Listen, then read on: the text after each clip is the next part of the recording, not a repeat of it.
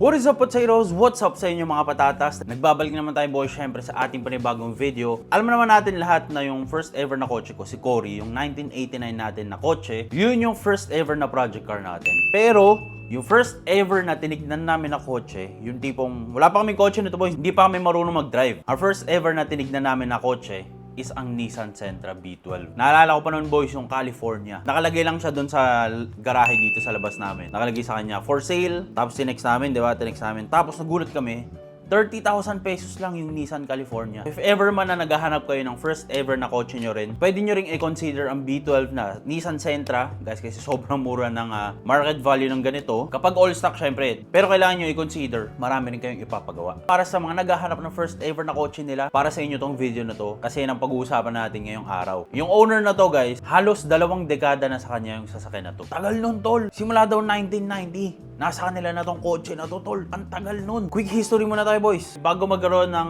B13 at B14 na Nissan Sentra, meron munang B12. At based sa mga stories na naririnig ko, sobrang sikat daw ng Nissan Sentra B12 nung late 80s up to early 90s. Yan daw talaga yung kotseng karibal ng Corolla. Inilabas ang Nissan Sentra na B12 sa Pilipinas noong around mga 1987. Dito sa atin sa Philippines, merong 3 variant ka na pwedeng pagpilian. Meron kang DX, ito yung parang budget version. Ito yung base variant, kung tawagin nila. Meron ko ring Sentra na GX. Ito naman yung mid-range na version, yung tipong gusto mo na mag-elevate ka ng onte, kukuha ka ng GX. Tapos yung top of the line nito boys, kung naalala ko ng tama, SLX ata ang tawag nila dito. Ito yung top of the line tol. Power windows, retractable mirrors. Tapos yung mga window riser nila, automatic na. Karamihan ng mga panahon ng B12 na Sentra, carburetor pa sila. Meron 2 option yan tol, yung 1.3 at yung 1.5 liter engine. Hindi sila yung pinakamatipid at syempre hindi sila yung pinakamabilis na type ng makina ng mga panahon na yun. Pero yung Nissan Sentra kasi na B12, hindi naman made para sa speed, no?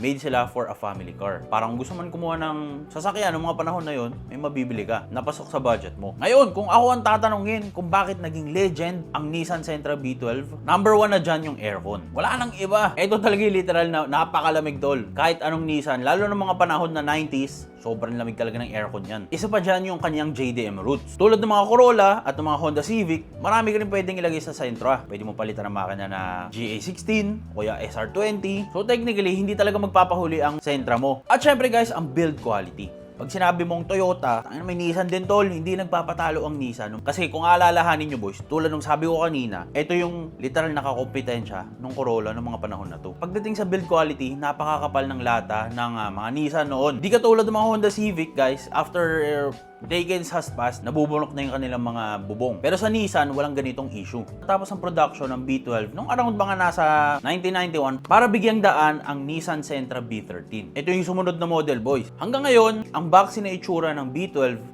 simbolo pa rin ng 80s look dito sa atin sa Pilipinas. Lalo na sa car scene. Pero nakakalungkot lang isipin na wala masyado nagbobuo ng B12. Dahil siguro, mababa nga yung presyo ng Nissan dito sa atin sa Pilipinas, mababa yung demand. Pero guys, kung naghahanap kayo ng first ever na kotse nyo, pwede nyo i-consider ang Nissan B12, B13, kung gusto nyo na medyo mas modelo. Kasi guys, sobrang affordable talaga ng presyo. So kunwari, meron kayong anak, or kapatid, or yung girlfriend mo, yung boyfriend mo, gusto nyo matuturo mag-aral mag-drive, reguluhan mo ng B12. For sure, tulad ko yan boys. Nagsimula ako sa lumang kotse, matututo yan. Matututo yan magmekaniko, matututo yan magkalikot, at kung ano-ano pa. So simulan natin yung video boys. Kasi itong vlog na to, isa sa mga pinakamagandang storya na narinig ko dito sa vlog natin. Kasi guys, grabe yung dedication ng owner para ma-restore yung unit niya na to. Simulan natin boys. Let's go! Okay guys, andito na tayo ngayon at ito yung papakita namin sa inyo. So far, marami na tayong nakikita mga sasakyan pero sobrang bihira ng B12. Ang ganitong Nissan na Sentra na B12. I-share namin sa inyo na owner kung ano yung kwento ng kanyang sasakyan tol. Paano niya napastay na ganito yung kanyang sasakyan tol.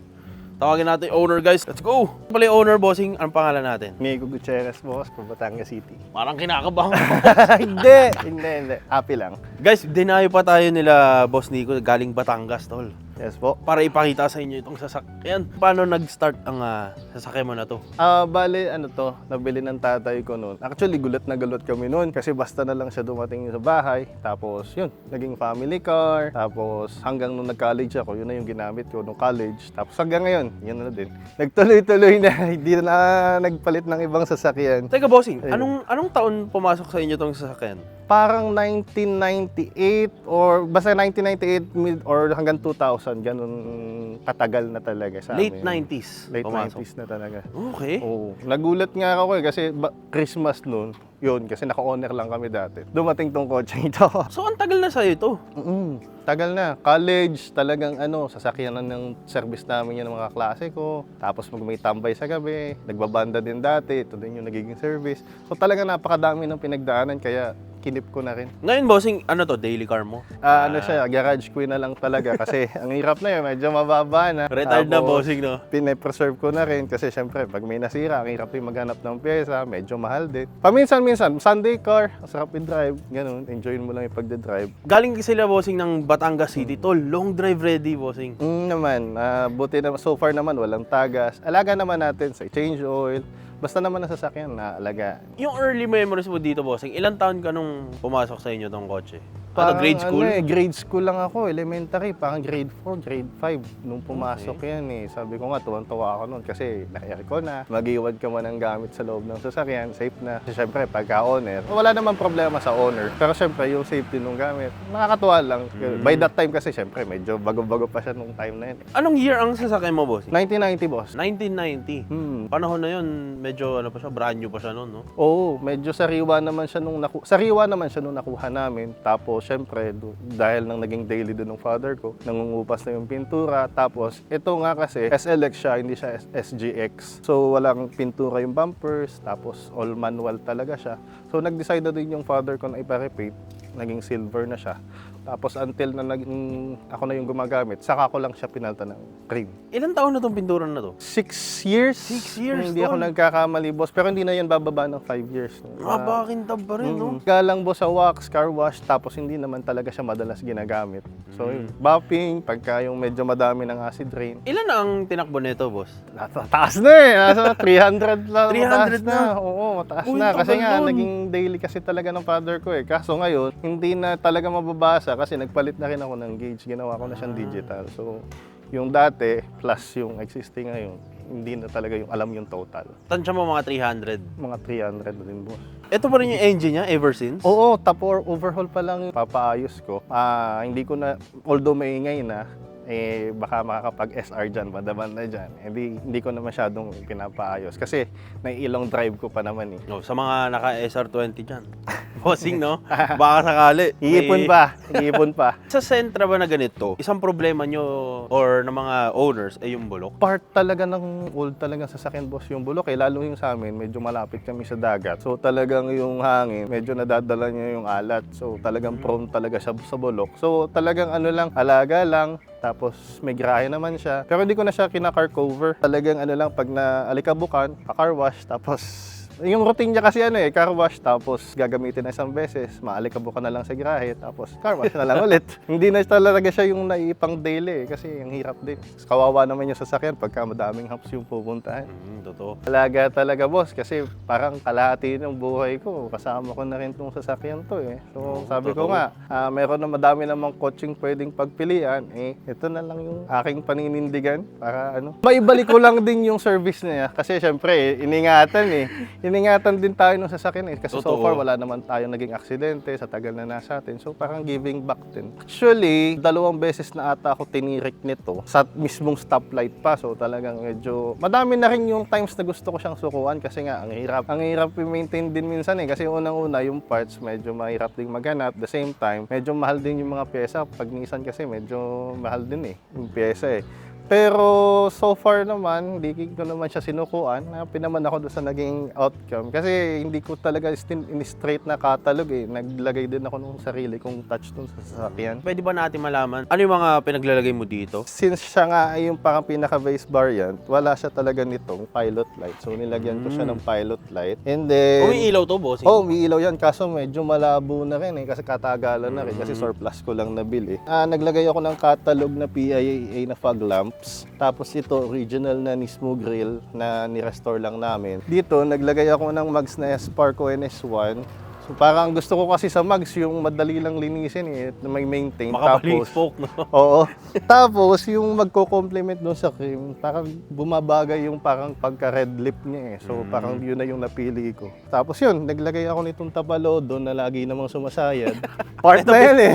Pinakamatibay na tapalodo to, Oo, guys. part na yan eh. Lahat ng humps niyan, dinaanan, tol. Oo. Matanong ko pala, no, ano ang tema natin sa kotse natin? Ito talaga parang ano eh, sporty na classic na semi-catalog build talaga yung ano ko. Kasi JDM? JDM talaga Okay. siya. Hanggat maaari, yung kung original na JDM yung mapapalagay, JDM talaga yung nilalagay. Parang tingin ko halos lahat napalitan mo na, no? Headlight, Halos. corner light. Hindi, original pa tos talaga boss eh. Ito ba yung from 90s mo na Oo, ito headlight? pa talaga yun.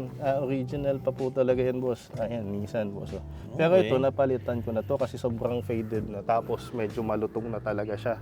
Ngayon, naghahanap pa ako nung mas original pa dito eh. Itong grill, bossing. Parang Yung- ang ganda ng grill na to. Yung no? grill talaga nito, boss, ano to? Worn out na talaga siya. As in, parang wala nang pag-asa. So, ang ginawa namin nung pintor ko, sabi ko, sige, isagad mo kasi gusto namin makita to eh. Kasi ito yung parang pinaka-feature ng grill eh. Yung Hindi siya, guhit-guhit? oo, hindi siya parang ano eh, hindi siya parang carbon fiber eh. Pero para Talagang siyang illuminating, bossing, no? pero hindi talaga siya nag-illuminate. Tapos, meron nagiging copy nito, kaso mas malaki yung pinaka-logo nitong sa Nissan logo. So, yun. Buti naman, magaling din yung pintor ko. Nabalik namin hanggat maaari dun sa original condition. Fog lights natin, ito yung sa mismong catalog. PIAA na fog lamp. So, kaso hindi ko talaga tinatanggal eh. Kasi ang hirap nang maghanap, baka mabasag pa yung lens eh. So, hindi naman siya lumalabas ng gabi. So, hindi ko naman madalas ginagamit yung fog light. Tapos, nagpalit din ako nitong mismo bumper. Bossing, napapansin ko yung Trad Sunny. Ano naman tong... Pwede ba natin pakita yung FHM mo? Sige, sir. FHM, ano? Ito yung parang ano eh, parang bansag sa kanya sa ibang bansa eh. Parang trad sa ni talaga siya eh. Dito sa atin, Sentra talaga. So parang yung naging inspiration ko dito, ito. So ito yung PIA fog lamps. Tapos ito yung aking pilot light. Tapos ito yung itong garnish na to. So hindi ko na lang siya nilagyan ng twin cam kasi hindi naman ako naka-twin cam. Bossing, parang pang mafia ang ano. Tindigan kapag itim. Oo, kaso ang hirap Ang ganda, mag-maintain guys, no? din minsan ng itim eh. Pero talaga ibang kumintab yung itim eh. Kaya ganda rin. Galit na galit. Masarap i-detail pag itim eh. Kasi pag bagong car wash, talagang ibang kumintab yung itim eh. Bossing, ito ang maganda pala, guys, kapag bumubuo kayo. Kung gusto niyo nakatalog, nakakatulong na meron kayong mga Ito kasi guide rin eh. Kaso nga lang talaga, ang madami rin tayong kaagaw eh. Hindi lang sa Pilipinas ka may kaagaw ng pyesa eh. Kundi may Sri Lanka, may Mexico, Malaysia, US. Eh kapag dollar kasi yung labanan, ang hirap na makipaglaban eh. Kasi iba yung pansa dollar eh. So yun, tsaka yung shipping medyo mahal din. Yung makina, pwede ba natin makita yung Sige engine? po, sige po. Gusto ko na makita yung engine nito, guys, eh. Stock lang to boss na ano eh. Ito yung 300K na tinakbo. Silipin nga natin, tol. GA14. Yan. Uy, ang engine bay, tol, napakalinis. Ayan. So, stock lang siya na GA14. Tapos, nilagyan ko lang siya ng MSD na ignition coil. Tapos, ito, JDM din to. Tapos, nagalagay ako ng universal na strut bar. Yun, nilagyan ko lang ng Nismo sticker para pumasok sa team. Pero engine wash lang, alaga lang din sa Linis, no? Ano yung pinakamalalang tirik moment na nangyari? Sa kotse mo? busy road talaga yun, boss. Tapos, mga alas 2 ng hapon yun. Eh, siyempre, sobrang init nun. Tapos, Eksena summer. yan, alas 2 Oo. ng hapon. Tapos, ang problema pa sa kanya nun, hindi talaga siya mag-start. Wala akong makahanap na makakatulong sa pagtutulak. So, talagang yung nasa likod ko, galit na. Busi-busi na. Sabi Pause ko, ka na yan, boss. Oo, sabi ko, shit, paano to? Buti na lang may traffic aid na nagkita. Natulungan ako doon sa pagkaan. Anong nagisira, boss? Sa carb eh, parang di start ng ayos, biglang namalya eh. Carb lang naman yung halos ang mini-maintain namin dito eh. Tapos kung may tatagas, pero napakabait naman niya. So far naman, kasi sa tagal naman, mabibilang mo lang yung times na itinirik ka. Napakalinis. Bossing, anong year tong sasakyan mo? 1990, boss. 1990. Tol, year older lang si Cory, guys. Napakalinis. Lang, boss, talagang hindi na detail talaga yung pagkakapintura sa engine bay. Sabi ko, pagka nagbunot talaga ng makina na, saka ko na lang siguro ipapaayos talaga ng ayos na ayos. Pero for now, since hindi naman siya talaga yung laging nagagamit, tapos okay pa naman yung engine, naiilayo ko naman, hindi muna, ganyan na muna, alaga na lang talaga muna sa linis. Siyempre, malayo pinanggalingan nyo, no? Batangas. Ano to? Wala kang preparasyon na ginawa? One click agad to. One click naman siya, boss eh. Tapos pagka naman siya nasa bahay siya, minsan binubuksan ko talaga siya, ni-start ko sa garahe kahit nakatigil lang, iniiwan ko kahit 30 minutes, ganun. Baka lang at least nagsisirculate kasi minsan pagka natuyuan ka sa carb, minsan ang hirap din i-start eh. So, para lang namin nagsisirculate yung langis, tapos dumadalo yung gasolina. Pero yung naging preparation ko dito, nung wala pagpunta dito, wala akong car wash lang talaga ako na boss, engine wash eh.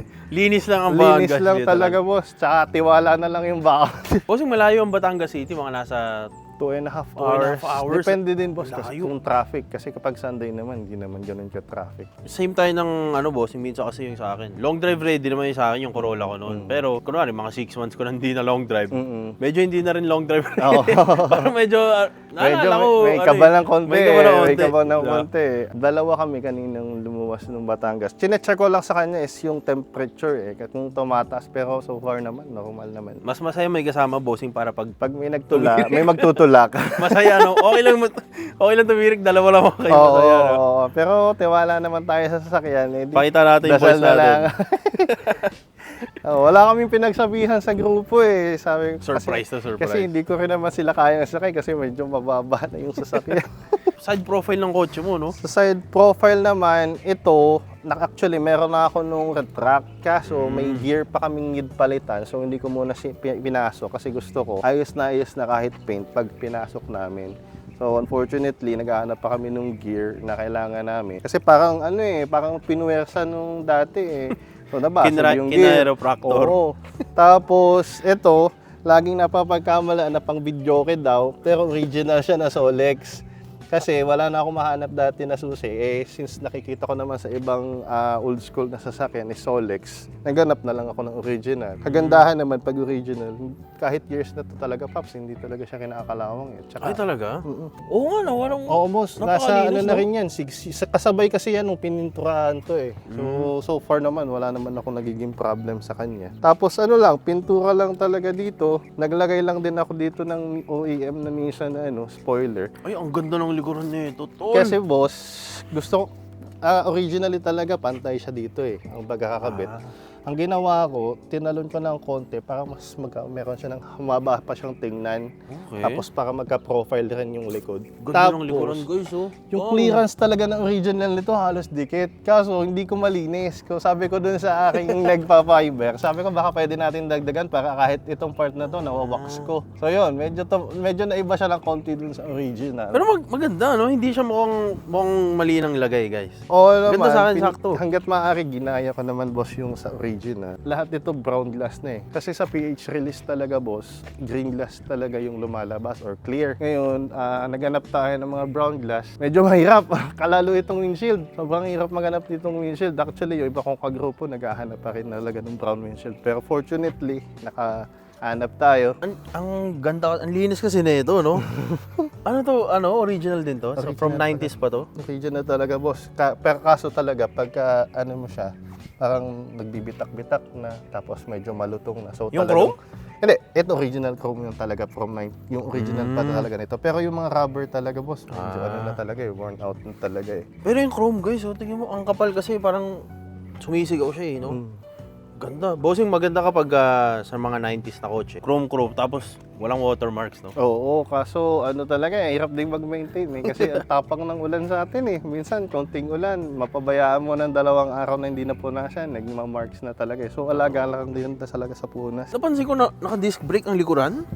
Converted na siya. Ito, pinalitan ko na siya ng actually, hindi talaga to pang B12, pang B13s na siya. Kasi yung sa B12 talaga, yung parang pinaka padding at saka sa bearing, parang disposable.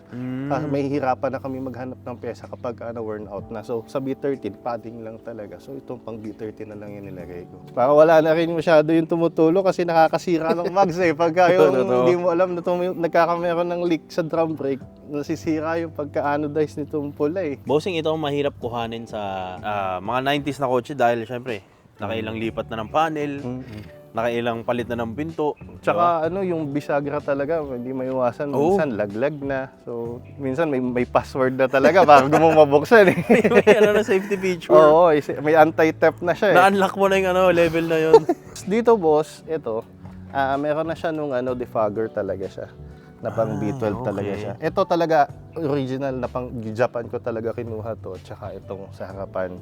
Tapos, naglagay ako nitong Hella na third brake light. Tapos, Carrozzeria na speakers. Tapos, ito catalog din na humidifier, siya, air purifier, tapos third brake light din siya. Nasa catalog, pang B12 din talaga po. Guys, sa mga 90s na kotse, maganda ka pag loaded yung likod eh. No? Lagay mo lahat. Sabi ko maganda, nga, Pops, pag hindi pa talaga nakita nung kasunod ko na nagpreno ako, ang dami na umiilaw pag nag-brake, hindi ko na alam eh. Guys, meron na siyang third brake light dito. Ito yung Hella bossing eh, no? Yes, boss. Ito madalas ko nakikita to guys, pati yan. Pero dito, meron pa ng preno dito. Tol, Yes. dami yan. Oo, boss. Sabi, parang Christmas lights na siya pag pag pumipreno Ganda, guys, eh. Bossing, ang mga karoseriya napakaganda, no? Kasi 90s na 90s ang datingan. Kasi kaysa dun sa mismong built-in, mas pinili ko talaga to. Although meron ako nung Carrozzeria na illuminating na, kaso parang mukhang Pasko na talaga yung likod nung sa akin pag nilagay ko pa yung Maganda siya guys, illuminating. oh. Ayun, ang pang. Na naglagay din ako dito ng ito, medyo rare din to, yung Sunny Garnish. Kinuha ko siya kasi halos original pa talaga boss yung sticker niya. Napakahirap na kasi maghanap ngayon nung buo pa. Ay, ito ang labanan, bossing, yung sticker. Talagang hinahunting din yan ng mga nag-rare. Tapos naglagay ako ng old font na mismo Weldina na carbon tip kasi talagang hinabol ko din yung old font nung mismo. Actually, pang Skyline talaga to, pero nilagay ko na lang din dito kasi hinabol ko yung old font kasi kakaiba kasi Ito may yung old ganung font profile. guys, oh. Pang. Yun. Tsaka, bossing, ang pipe mo napakabaitan tunog, no? Oo, kasi ko na naging resonator na din ako kasi dati talagang open talaga ako kaso medyo tito build na talaga kaya mas gusto ko yung mas tahimik na kasi nagagalit din yung baby ko pagka sobrang lakas sabi, ingay daw sakyan. Pwede natin masilip yung trunk. Sige. Habang boss. nandito tayo, silipin natin yung trunk, tol. Guys, napakaganda talaga kapag ang isang 90s car, well restored, guys. Napakaganda, diretso lahat ng linya. Naayos Silipin pa namin So ito pang California talaga to yung hatch. Ano to? Parang no? Ang baba ng natin? Hindi kasi sa pang original na pang B12 talaga bossing Pang hatch siya ng B12 yung California model. Nilagay ko na lang kasi hindi ko naman siya talaga nagiging daily. So, more on tools lang, extra parts. Yung parang bedliner na Bedliner lang talaga siya So yun, tapos naglagay lang ako ng OEM na mga fog light na ng interior light pala. Para at least may dagdag feature din, may ilaw kahit papaano dun sa likod. Dito, pati ito meron. Yes boss, gumagana din yun. Bossing, ang Nissan na California, parang pogi rin yun yung wagon, no? Oo, kaso parang mas bihira yung nagbubuo nun Pero sabi ko nga sa mga grupo na nakakatuwa makita pag may sariwa pa talagang lumalabas. Kasi syempre, ang sayang makakita nung kapwa mo nakabitol kasi bibihira talaga yung nagbubuo. Parang no? Kapatid mo siya, tol. Oo. Parang may Beetle parang din. pagkakapa mo B12, malayo pa lang talagang yung headlight mo, gumagano Mapuputol na yung blinker, tol. Pakita mo lang, ang saya. Oo. Parang dinosaur. Oo, kasi parang sa amin naman, hindi naman competition kung pagandahan. Kahit sa amin, sa grupo namin, kung bulok man yun o hindi, basta enthusiast. Sama-sama, tulungan tayo bumuo ng auto. Kumbaga yung guidance, kung may tulong sa parts, gano'n. Tulungan talaga kami. Ilan-ilan na rin na kasi kami. Parang rare na rare kayo, Pops, no? Oo, kasi madalas talaga binubuo na B13s Beetle. Pero matakatuwa naman, may mga bumubuo pa din. Kagaya ni Idol Dylan, ni Idol Pogi D. Ang gaganda ng B12 na mga yun. Ang SR20 pasok dito? May modification talaga, boss. Pero madami nang gumagawa nung naka-SR talaga. Common naman yung... Meron mga shop na mga tropa kami na sila na talaga yung gumagawa. So, 8 diretso na lang din talaga. Bossing, pwede natin masilip interior? Sige, boss. Sige, boss. Ito, bossing, ibang laban kapag interior, tol.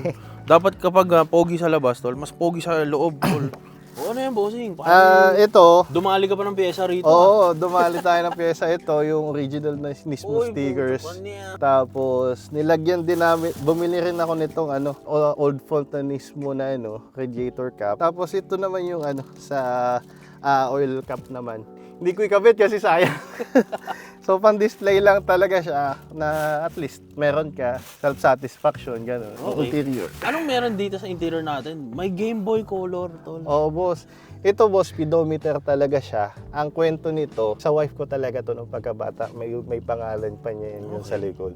Nakita ko kasi sa TikTok na ginawang gauge siya. So umorder lang ako sa Shopee nung GPS na speedometer. Pinalsak namin talaga dito. Pinagpaalam ko, nakakatayin ko yung Game Boy niya. So pumayag naman. So yun, nilagay ko lang din, dagdag kulit. Pwede natin makita? Ngayon ko lang nakita to. Ay, pucho panis. Yan, saka lang siya. Siyempre, wala tayong speed ngayon. So pag nagka-speed yun, lumalabas siya. Tapos naglagay lang ako ng OEM na Nissan medyo natutuklap na lang yung sticker, yung Rescue Man. Tapos ito, catalog din to. Napakahirap ding hanapin ito, boss. Manibela? Oo, napa-restore ko na itong nito yung mismong horn button niya kasi talagang faded na. So magaling naman yung nag-restore. Thank you din kasi nabalik niya. Tapos ito, medyo rare din to.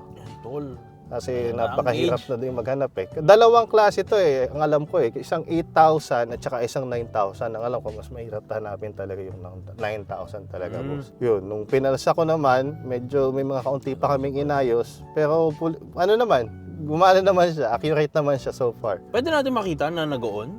Ito, boss. Yan. Ay, ayan Tapos na. kapag nag-start na siya. Yan. Yun yung parang pinaka-RPM niya. Pagka Panis. So, gumagana talaga siya. Tapos yun, may trip meter din siya. Accurate naman yung sa fuel at saka sa temp. So yun, okay naman. So far naman. Kasi ang original talagang catalog is white face talagang gauge Ito talaga. So, hindi ito. White face siya na parang pa din talaga, yung analog pa din. Pero sabi ko nga, naglagay ako ng sarili kong touch sa sakyan. Hindi siya talaga straight na catalog build. So ito na lang yung nilagay ko para mas kakaiba. Bossing, pwede ba akong umupo? Sige sa naman, iyong boss. sasakyan, tol? Sige, boss. Sige, boss. I-feel natin ang guys. Pucho, minsan lang tayo makakasakay sa ganito. Ay, ang ganda naman ng gauge na to, bossing. Ayan. Ayan, guys. Silipin nyo. Parang 90s na 90s vibe, bossing. Oo, boss. Parang retro yung pagka-lines niya Nung nakuha ko yan, green talaga lahat Pero binalik ko dun sa mismong original niyang light. Mas retro siya. Nagana lahat, no? Oo, gumagana yan, boss. What ito? Oh, Pati hazard niya gumagana. panes. Beam, sa handbrake, gumagana rin. Bossing, pag meron ko, parang ba to? Type R gauge, gano'n? Sa B12 siguro, pero kung talagang purist ka, yung white face talaga yung nilalagay nila. Kasi pang RZ1 talaga to, although parehas lang naman sila ng dash ng B12. So, yun, lumihis lang ako ng konti, kaya sabi ko nga kanina, medyo semi-catalog build lang talaga yun. Nakakuha ako nito sa Australia pa, itong mismo na na cup holder, pero instead na tubig na cup yung lagay ko, pabango na lang sa sasakyan yung nilagay ko. Tapos ito, bigay ito ng wife ko Nice. yan, dagdag kulit. Tapos naglagay lang din ako ng JDM na yung emergency light para dagdag JDM feature. Tapos Cusco na shift knob. Guys, nakakatuwa makakita, bossing, ng ganitong sasakyan na kompleto. Hindi siya talaga yung top of the line, kaya talagang iba din yung sa sa SGA kasi SLX lang to. Pero hangga't maaari, yung iba namang features, na-adapt naman natin. Kasi ito, even to, ipina-EPS ko na yung makikita dito. Ay, ganun? Naka-EPS na siya dyan So yun. Ay, ayun, no?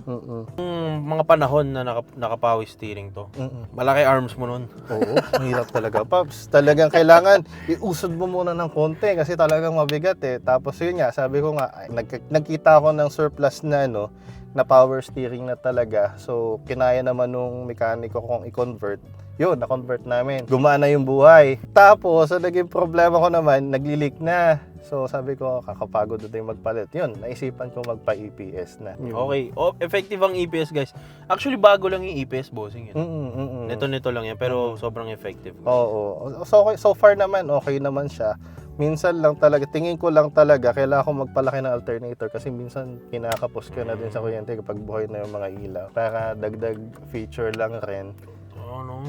Tapos, ito, niretain ko na lang kasi parang sa akin, mas classic yung vibe para sa akin nung manual na lang talaga kaysa doon sa automatic. At least, wala na akong isipin kapag sira, madali lang, kable-kable lang, ayos na. Tapos, ito, naglagay din ako dito ng plasma cluster na Nissan din siya na tawag dito. Ito yung air purifier niya, tapos may ilaw rin siya.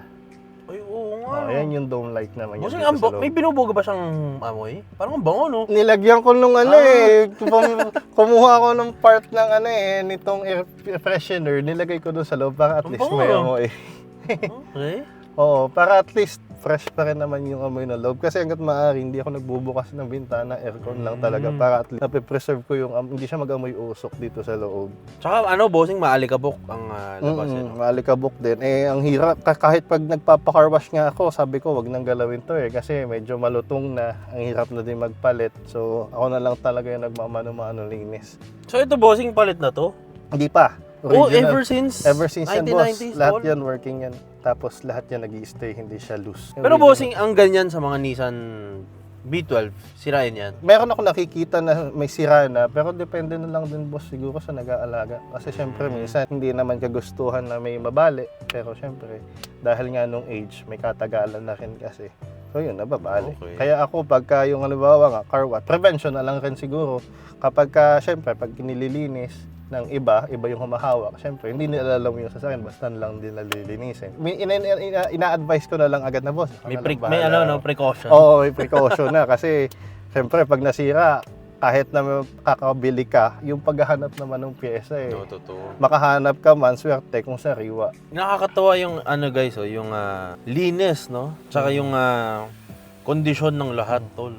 Ito, JDM din pala yung pedals natin. Ito guys, JDM din. Dito naman, lang talaga, boss, na-preserve ko lang din talaga yung rear seats niya. So, buti na lang, nung pagtanggal namin ng leather, okay pa rin naman siya, presentable na pa din naman siya. So, pinadetail ko na lang rin, kasi syempre yung foul odor niya, andyan baka lang mas fresh yung amoy ng sasakyan. Tsaka guys, yung mga sidings, tol. Isipin mo from 90s. Opo, original yan, boss. Napakalinis. From 90s pa rin. Pati yung lawanit niyan, original. Wala pa pong napapalitan. Guys, the classic. Classic No? talaga, boss. Classic. Guys, brown glass, oh.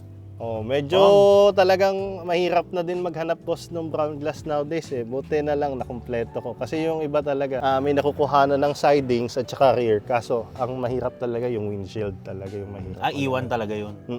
So, ang ginagawa ng iba, nagki-clear na lang na glass sa harap. Tapos, minsan, bina-brown tint nila. Yun, buti na lang, nakita tayo ng original. Kaso talaga from Japan Kasi even yung sticker niya talaga, sa Japan talaga galing.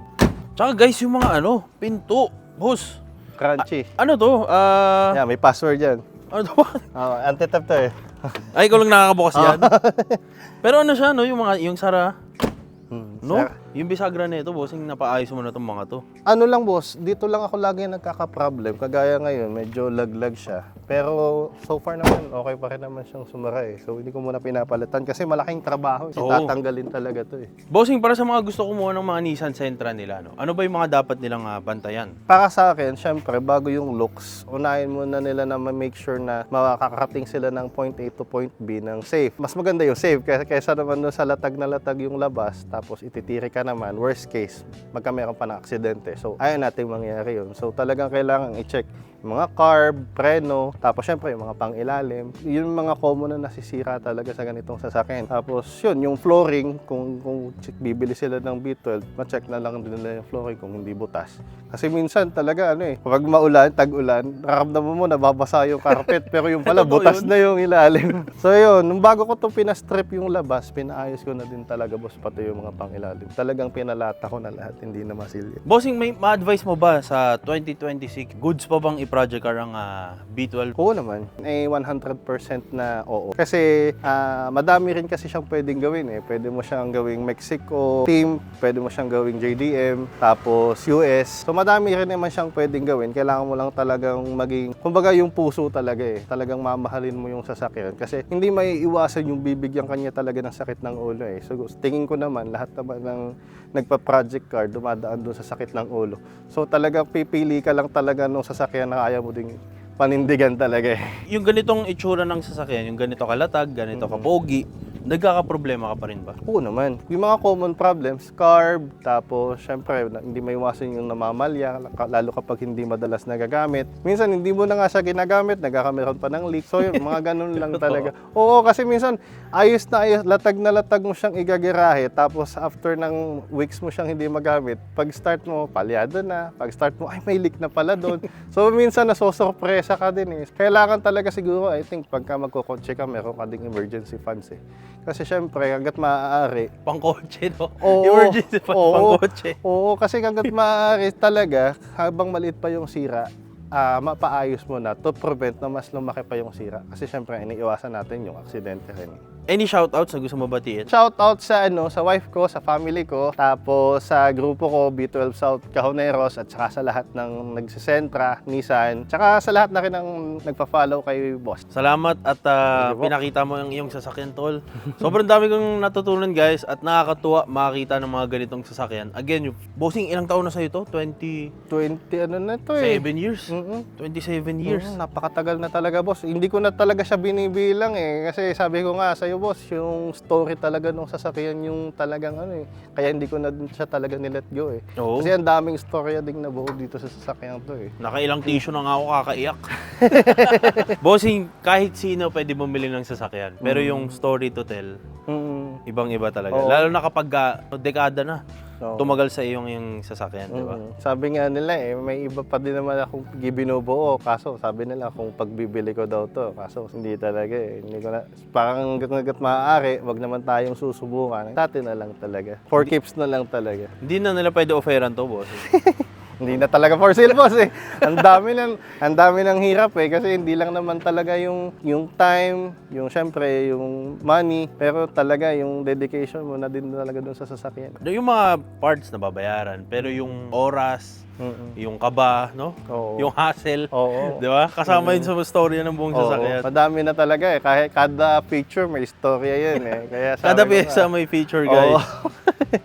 Kada pyesa may story. Paano nakuha yung windshield, yung salamin, ano yung mga binenta mo para mabili yan, di ba? Salamat na din doon sa mga sa mga nakuhanan ko ng parts kasi syempre ang dami na ding scammer nowadays eh. So kahit ako nabiktima na din tayo ng scam pero karamihan naman di naman tayo na scam. So salamat na din doon sa mga nakuhanan ko ng parts. At saka doon sa tumulong para mabuo na rin tong sasakyan. Bossing, again, salamat. Thank at you, pinakita mo yung sasakyan. Sana nag-enjoy kayo sa video natin na to, guys. Maghahanap pa tayo ng mga iba-ibang mga sasakyan. At sana na-enjoy nyo ang ating vlog para ngayong araw. Bossing, salamat. Thank you po. At kita-kita tayo sa susunod na video, guys. Hanap pa tayong mga sasakyan na i-feature. Let's go!